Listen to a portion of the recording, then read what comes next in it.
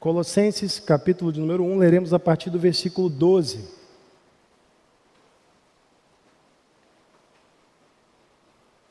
Colossenses, capítulo 1, a partir do versículo 12, onde a palavra do Senhor fala-nos assim: dando graças ao Pai, que nos fez idôneos para participar da herança dos santos na luz. Ele nos tirou da potestade das trevas e nos transportou para o reino do Filho do seu amor, em quem temos a redenção pelo seu sangue, a saber, a remissão dos pecados, o qual é a imagem do Deus invisível, o primogênito de toda a criação, porque nele foram criadas todas as coisas que há nos céus e na terra, visíveis e invisíveis, sejam tronos, sejam dominações, sejam principados, sejam potestades, tudo foi criado por ele e para ele. E ele é antes de todas as coisas, e todas as coisas subsistem por ele.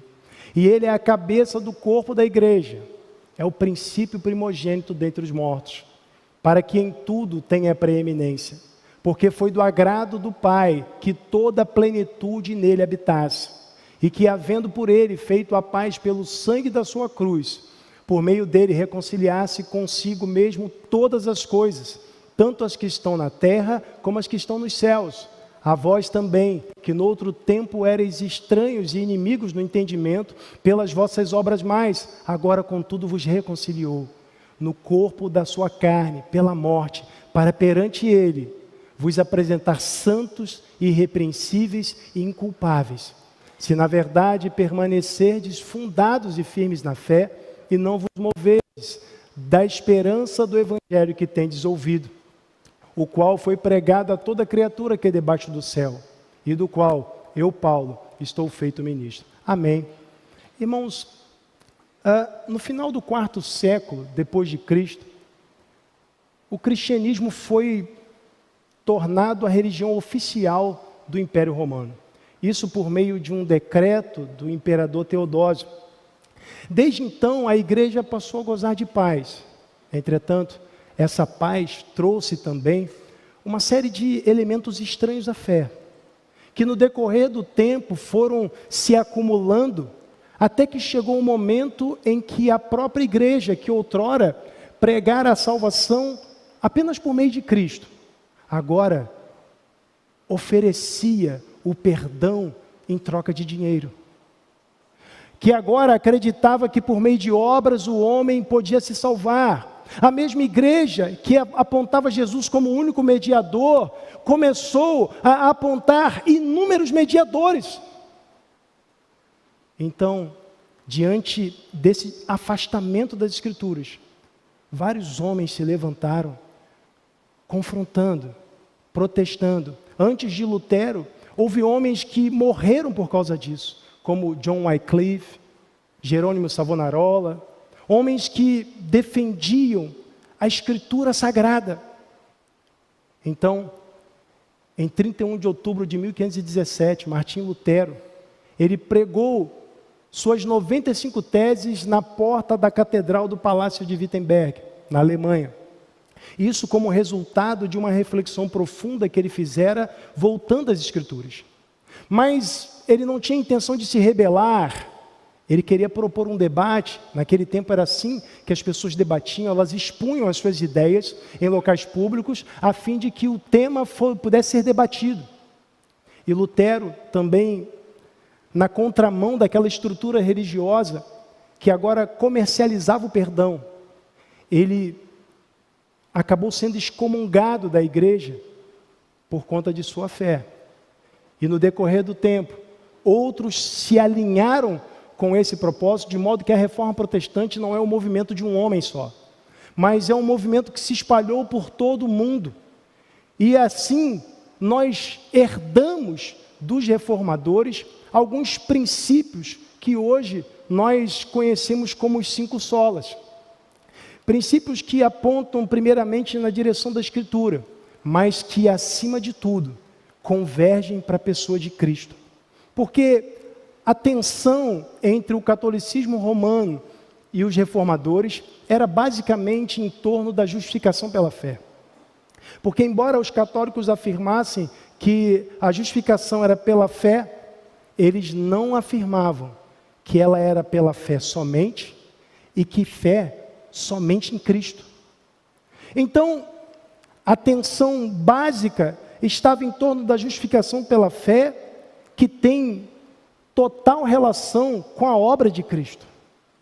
Por essa razão, irmãos, nesta ocasião, não vou tratar dos 5 solas da reforma, ou os 5 princípios que se cristalizaram no decorrer do tempo, associados ao pensamento dos reformadores, mas eu quero falar sobre a suficiência de Cristo. Porque, na verdade, esse é o ponto central. Porque quando os reformadores afirmaram só a Escritura, eles tinham em mente que é a Escritura que nos revela a pessoa de Cristo. Quando eles afirmaram só a fé, eles tinham em mente que a fé deveria ser somente em Cristo. Quando afirmaram só a graça, eles tinham em mente que Cristo é a expressão máxima da graça de Deus.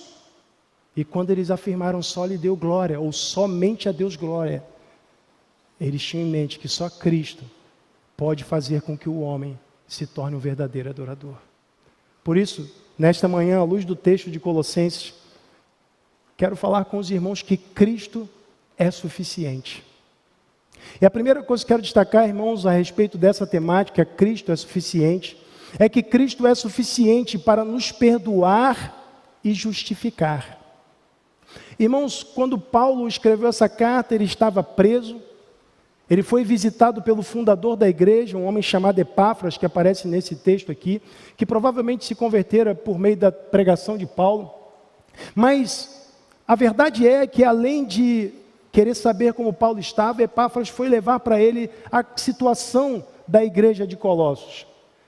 Havia entrado uma heresia na igreja, uma heresia que atentava contra a suficiência de Cristo, pois afirmava que para o homem ser salvo, era necessário que ele observasse os rituais judaicos, a lei mosaica.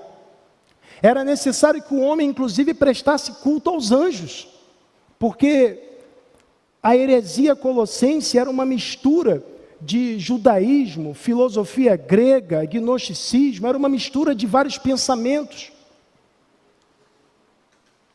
E eles entendiam que entre nós e Deus existem uma série de seres, tal como os anjos, que para que nós acessemos a Deus, é necessário que nós cultuemos esses seres a fim de apaziguá-los, e assim podemos ter acesso a Deus. Eles defendiam também a abstinência de uma série de coisas, como nós vimos hoje na lição, na igreja de Corinto, esse pensamento também tinha chegado, esse pensamento de que a matéria é mal, o corpo é mal, e o espírito que é bom. Logo, aquilo que se faz com o corpo é ruim, portanto, o ato, a intimidade entre marido e mulher, ela seria produto, fonte de contaminação. Então, eles estavam lá em Corinto defendendo o celibato, e aqui também alguns defendiam. Veja, bem parecido com a igreja romana, bem parecido com os tempos de Lutero. Eles defendiam que não basta depositar a fé em Cristo, é necessário Cristo e mais alguma coisa. Cristo e boas obras, Cristo e rituais. Mas quando nós atentamos para o texto, nós vemos que no versículo 12, Paulo, após ter compartilhado com os colossenses os tópicos que compunham a sua oração por eles, ele afirma, dando graças ao Pai, que nos fez idôneos para participar da herança dos santos em luz. Irmãos, essa palavra traduzida como idôneos, ela dá a ideia de desqualificado, ou melhor, de qualificado, né? Porque nós estávamos desqualificados. Dá a ideia de apto, de aprovado, porque nós não estávamos aprovados. Nós estávamos perdidos, irmãos, nós andávamos segundo o curso deste mundo, segundo o príncipe das potestades do ar, do espírito que opera nos filhos da desobediência. Era assim que nós estávamos. Nós não éramos dignos, irmãos, a esse termo da ideia de tornar suficiente, qualificar, autorizar. Nós éramos insuficientes, nós éramos desqualificados, nós éramos indignos, estranhos das alianças. Nós estávamos sob o poder das trevas, que é o que ele menciona aqui. No versículo 13 ele diz que ele nos tirou da potestade das trevas, ou seja, do domínio das trevas, e nos transportou para o reino do Filho do seu amor. Irmãos, provavelmente Paulo aqui tem a ideia, usa como metáfora, uma prática comum entre os reis naquele tempo, quando derrotavam uma nação e transportavam os vencidos para um outro lugar a fim de que eles fossem escravos. Então, ele diz que nós estávamos sob o domínio das trevas, nós pertencíamos a um reino e agora fomos transportados para outro. Diferente do que acontecia naquele tempo, que as pessoas eram transportadas da liberdade para a escravidão, Paulo está dizendo que Deus nos transportou da escravidão para a liberdade.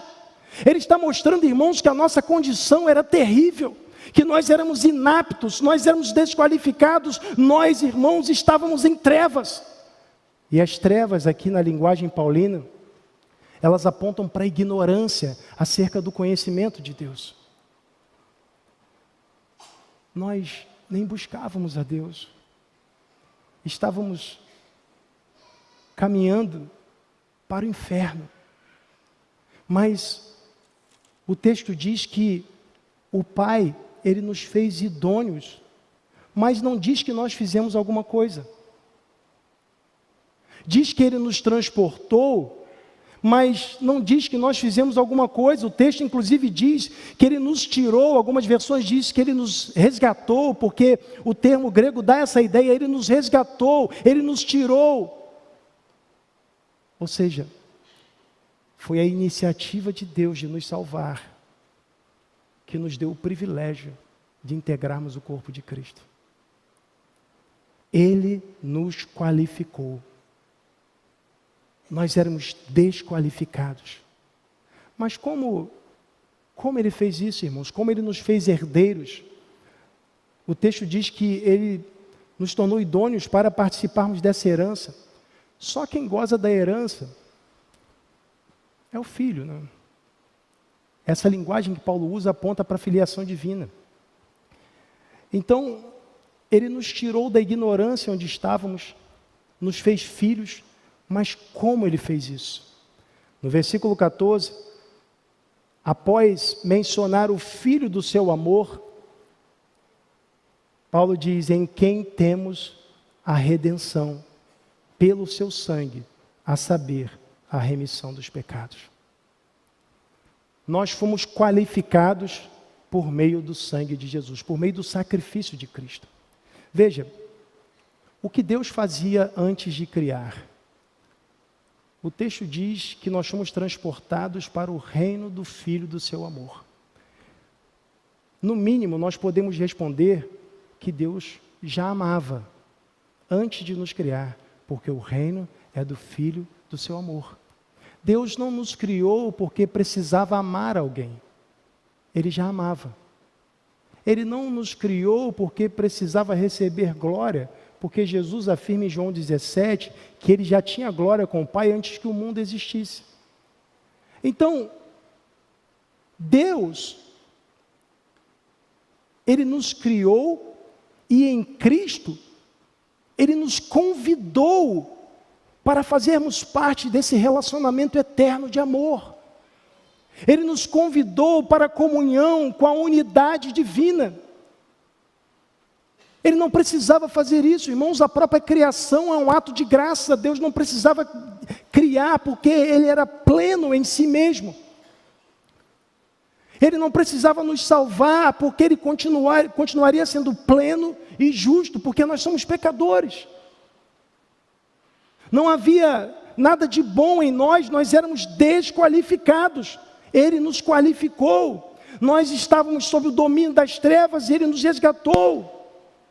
Então, não há como confiar nas nossas obras para a salvação, porque se confiarmos nelas, nós iremos para o inferno. Foi a obra de Cristo que tornou tudo isso possível. Foi Ele quem nos fez justos. E é isso que a expressão justificação indica. Nós éramos injustos, desqualificados, inaptos. Merecíamos a condenação, nós éramos réus. Mas o Senhor nos absolveu pelo sacrifício de Cristo. Ele nos fez participantes da justiça de Cristo. Perceba que o texto, ele diz assim, em quem, no versículo 14, em quem temos a redenção. Essa expressão em, ela dá a ideia de estar, essa preposição dá a ideia de estar dentro. Quando nós nos rendemos a Cristo, nós nos unimos de forma íntima com Ele, de modo que a justiça dele é colocada na nossa conta e os nossos pecados na conta dele. Nós somos declarados justos no tribunal de Deus por causa do sacrifício de Cristo. Então, se por um lado as nossas penalidades foram canceladas por meio do perdão, por outro lado, há uma declaração de Deus que todas as exigências da lei foram satisfeitas por meio da justificação, porque Cristo ofereceu a si mesmo para pagar pelos nossos pecados. Porque pensa bem, quantas vezes você já pecou desde que você nasceu? Eu não consigo nem contar, irmãos. Até porque a idade já está avançando, né? Vai ficando cada vez mais difícil de contar, mas não consigo nem contar. Até porque há pecados que nós nem temos consciência, mas pecamos. Então, se o salário do pecado é a morte, e nós pecamos muitas vezes, significa que para pagar o preço nós deveríamos morrer muitas vezes. Mas Jesus, ele obedeceu desde o dia do seu nascimento até o dia da sua morte. E continua obedecendo. Ele cumpriu toda a lei. Logo, ele conquistou méritos. O único que conquistou méritos foi Jesus. Por isso, irmãos, ele não precisou morrer muitas vezes, porque ele não pecou nenhuma vez. A morte dele foi suficiente para perdoar todos os nossos pecados, ainda aqueles que nós ainda nem cometemos. Então, por essa razão, que como certa vez disse um teólogo, R.C. Sproul, por que coisas ruins acontecem a pessoas boas? Isso só aconteceu uma vez. Só uma vez. E ele foi voluntário para isso. Irmãos, nós não somos bons. Merecemos a condenação. Pecamos e pecamos em pensamento. Às vezes não sabemos, mas estamos pecando. Descobrimos depois e pedimos perdão e confessamos os nossos pecados. E se dissermos que não temos pecado, fazemos Deus mentiroso. Nós não somos bons, mas Cristo, a bondade encarnada, foi o único ao qual coisas ruins foram feitas. Mas ele foi voluntário, por amor. Então, Cristo, sozinho, ele é suficiente para nos justificar e nos perdoar. Segunda coisa que eu quero destacar, irmãos, é que Cristo é suficiente para transformar pecadores em adoradores. Irmãos, após falar sobre a obra de Cristo, que ele realizou por nós, Paulo agora fala sobre a identidade de Cristo, porque conhecer quem é Deus, quem é o nosso Salvador, é importante para que nós possamos conduzir nossas vidas alinhados com essas verdades. Veja, quanto mais nós conhecemos o nosso Salvador, mais nós vamos querer nos aproximar dele. Vejam as características que Paulo destaca, o qual é a imagem do Deus invisível. Irmãos, Cristo, ele não é uma cópia imperfeita. A ideia, às vezes, que pode parecer de imagem, é de uma cópia imperfeita, né? Você faz uma reprodução, mas não é exatamente. Em Hebreus, capítulo 1, versículo 3, a Bíblia diz que ele é exata expressão do ser de Deus. João, capítulo 1, versículo 18, diz que ninguém nunca viu Deus, mas o seu Filho unigênito o fez conhecido. Por meio de Cristo, nós podemos contemplar a divindade. O Deus invisível foi manifestado por meio do Verbo encarnado. Ou seja, aquele que criou todas as coisas. Ele decidiu se encarnar fazendo coisas, irmãos, que seriam humilhantes dada a sua glória. Mas ele se humilhou até a morte, e a morte de cruz. Então veja, esse Deus maravilhoso, ele é também o primogênito de toda a criação.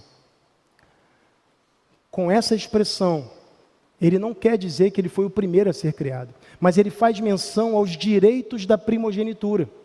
O primogênito, ele, além de herdar porção dobrada, ele também tinha o privilégio da liderança. No Salmo 89, versículo 27, falando sobre Davi, Deus diz que ele seria o seu primogênito, de modo que ele o elevaria sobre os outros reis. Ele teria primazia. Então aqui, irmãos, o texto está dizendo que Cristo é o Senhor sobre a criação. Ele tem a primazia, ele tem a preeminência, ele é o dono de tudo. Ele é o herdeiro.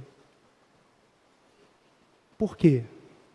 O versículo 16 responde: porque nele foram criadas todas as coisas que há nos céus e na terra, visíveis e invisíveis, sejam tronos, dominações, sejam principados, potestades, tudo foi criado por ele e para ele. Ele é antes de todas as coisas e todas as coisas subsistem por ele. Irmãos, ele criou tudo para ele. Esse é o propósito, essa é a vocação criacional, é a minha e a sua vocação. Nós fomos criados para Cristo. Fomos criados por causa de Cristo, porque se não fosse a cruz, nada existiria. Como um Deus santo poderia permitir a existência de um mundo iníquo, onde pessoas, pecadores terríveis, continuariam frequentemente, continuamente, ofendendo a sua santidade? Mas Deus enviou Cristo para oferecer o sacrifício perfeito, de modo que viabilizasse a sua relação com pessoas desse mundo. Mas isso foi algo projetado antes da criação. Antes da fundação do mundo, como diz 1 de Pedro, capítulo 1, a partir do versículo 18. Antes da fundação do mundo, o Cordeiro foi conhecido. O sangue do Cordeiro. Deus só criou porque o sacrifício de Cristo já estava planejado. A cruz, portanto, é que sustenta o universo. Sem a cruz, nada existiria. Então, ele prossegue dizendo que ele é distinto da criação porque ele é antes de todas as coisas e todas as coisas subsistem por ele. Ele mantém, ele sustenta todas as coisas pela palavra do seu poder, como diz Hebreus 1:3. Agora, tudo isso, irmãos, nos faz pensar. Ele é digno de glória, é digno de honra.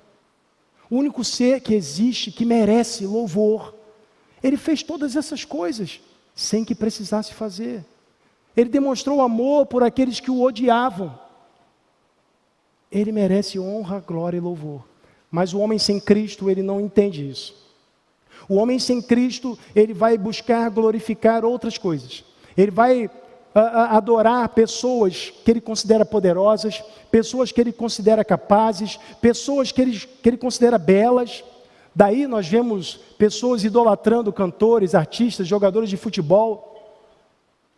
Mas todas essas coisas, as pessoas, tudo que hoje, irmãos, parece poderoso, está debaixo do senhorio de Cristo, do governo de Deus. Tudo é menor que Cristo.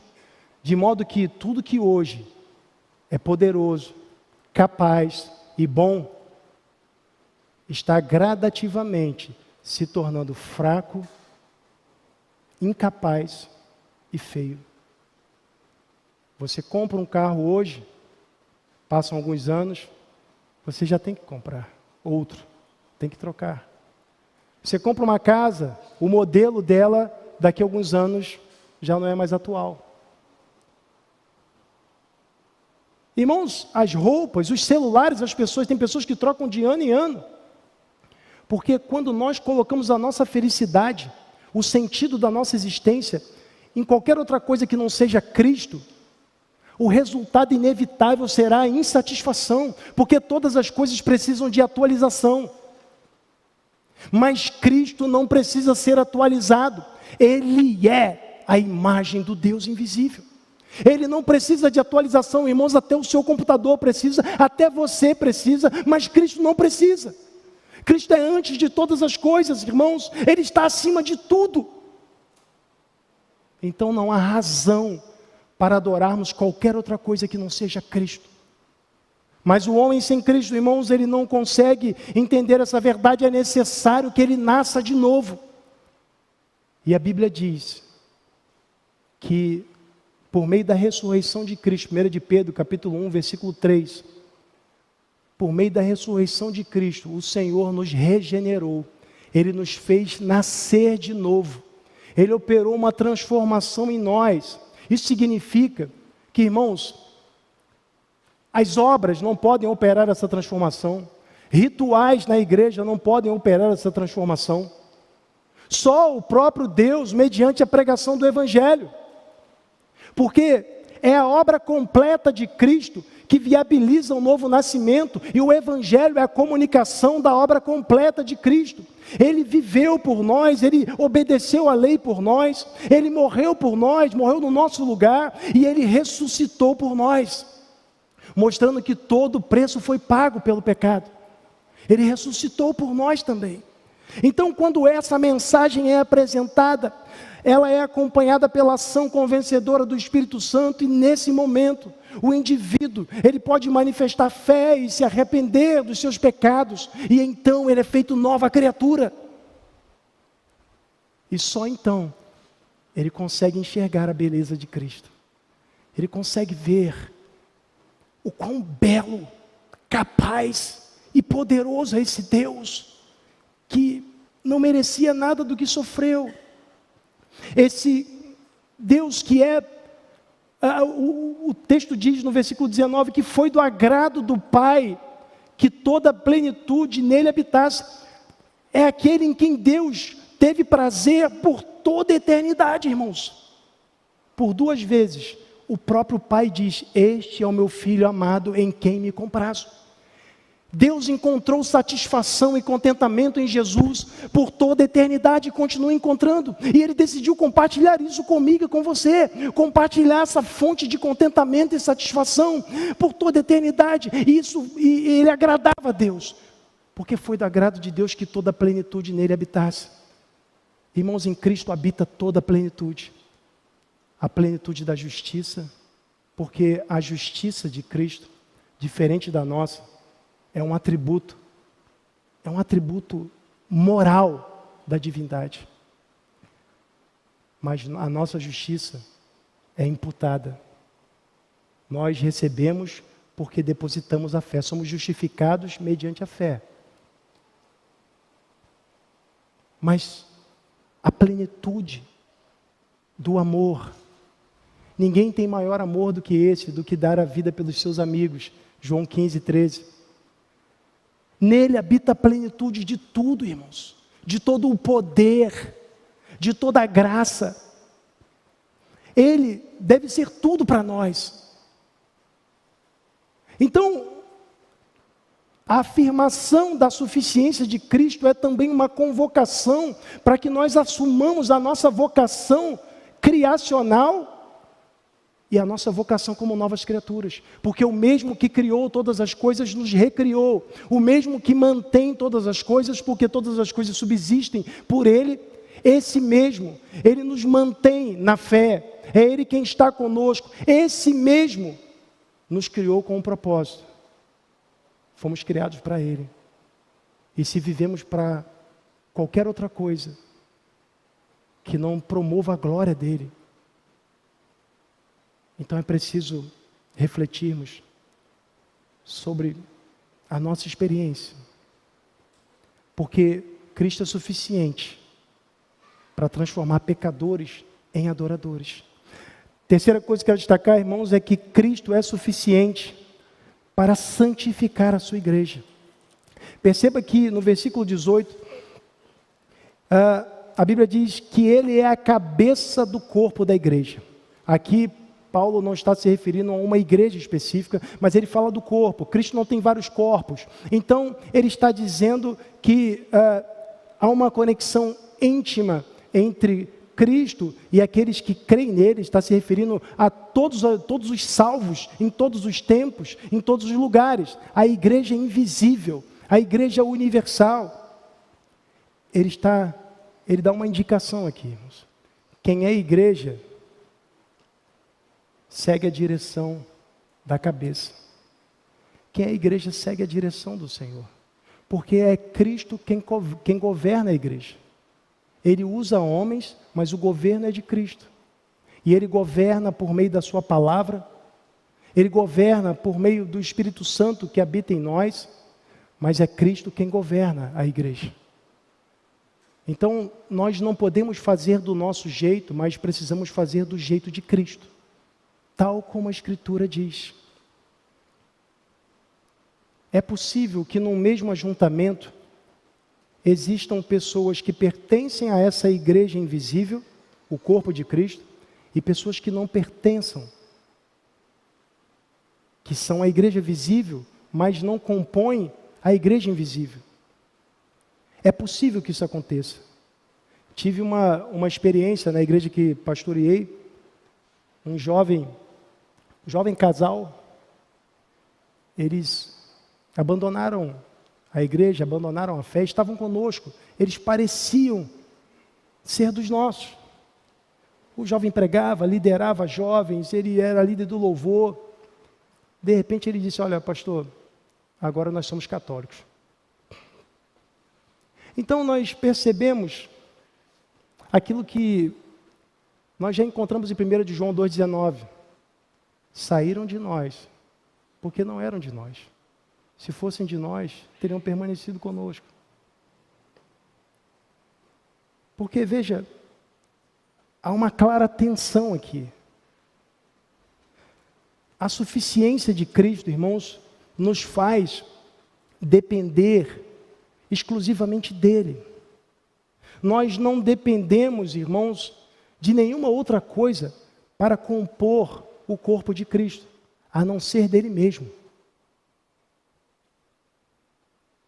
É o único que torna isso possível. De modo que, se eu preciso de alguma função na igreja para permanecer, isso pode ser uma indicação de que eu não dependo de Cristo. Porque, na verdade, irmãos, Cristo governa a sua igreja com um propósito. Veja, no versículo 20, o texto diz assim: e que, havendo por ele feito a paz pelo sangue da sua cruz, por meio dele reconciliasse consigo mesmo todas as coisas, tanto as que estão na terra, tanto os homens que estão na terra, como os homens que já estavam lá na glória. Porque o sacrifício de Cristo tem eficácia retroativa. Alcançou até as pessoas do Antigo Testamento. Versículo 21. A vós também, que no outro tempo erais estranhos e inimigos no entendimento pelas vossas obras mais, agora contudo vos reconciliou no corpo da sua morte, pela morte, para perante ele vos apresentar santos e irrepreensíveis e inculpáveis. Se na verdade permanecerdes fundados e firmes na fé, e não vos moverdes da esperança do evangelho que tendes ouvido. A perseverança é a evidência de que nós, de fato, fazemos parte do corpo de Cristo. É isso que Paulo está dizendo. Mas ele traz uma verdade profunda aqui, que é o propósito de Cristo ao nos governar. O propósito é a santidade.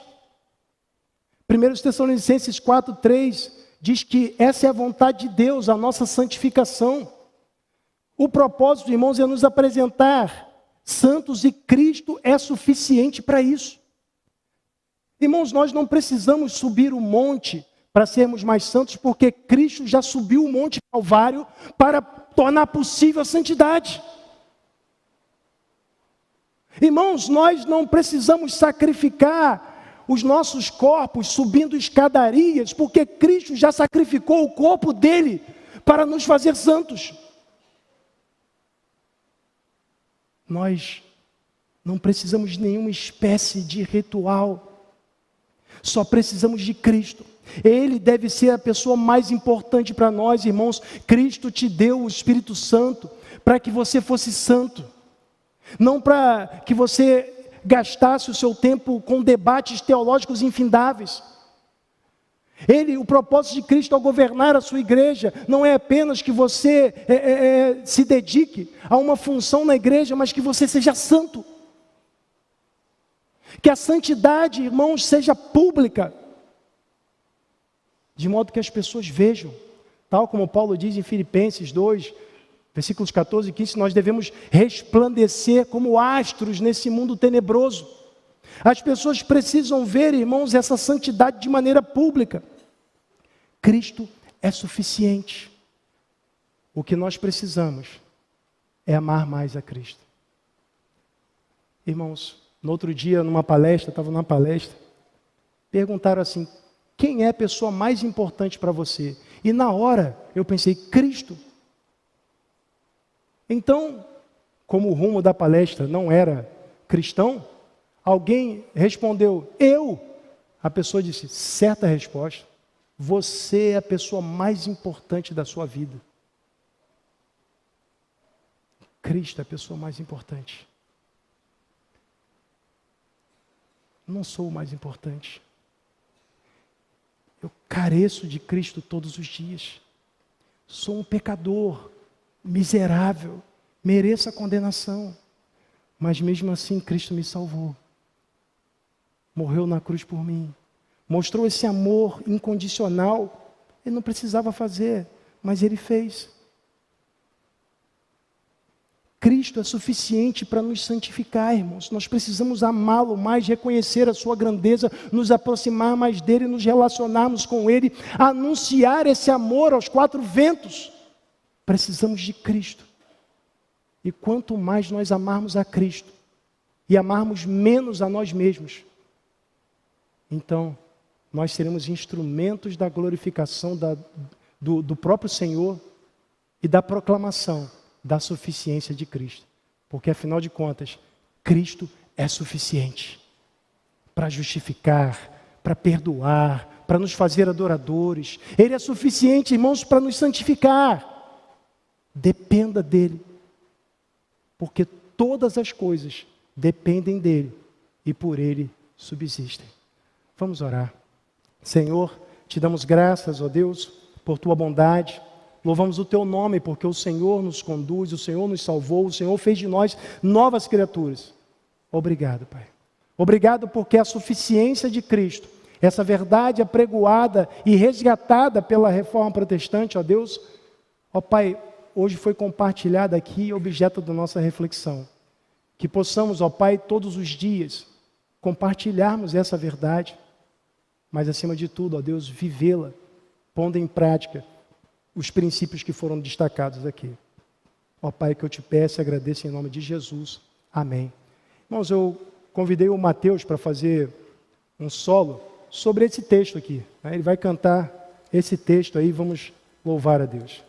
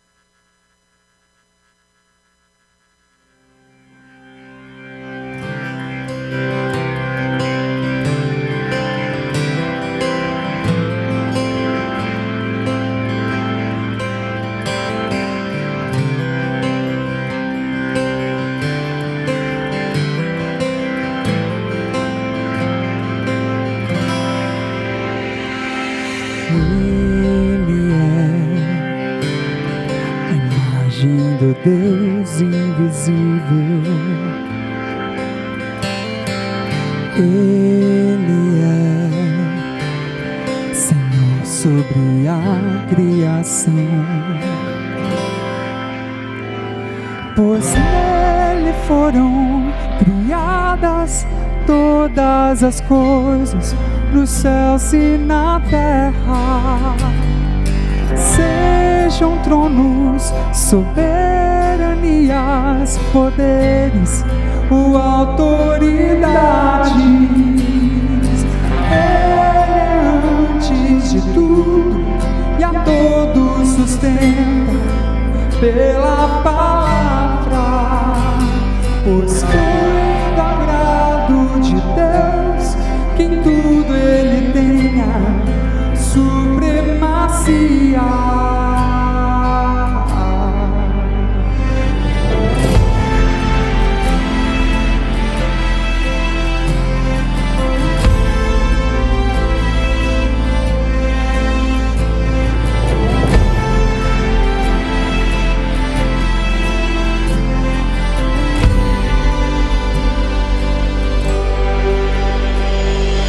Ele é glória do Pai. Ele é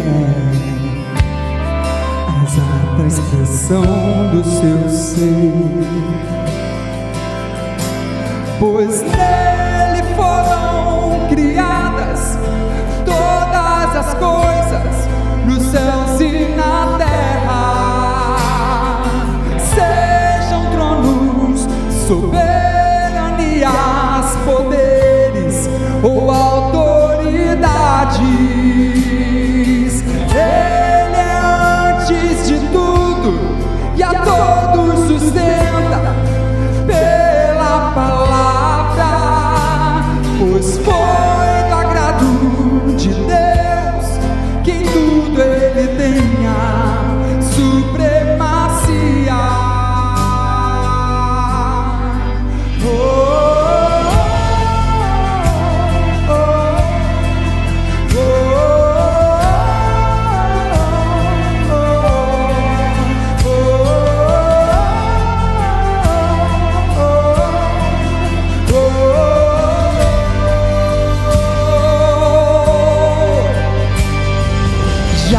Não há mais nada que a Ele não pertença, nem tudo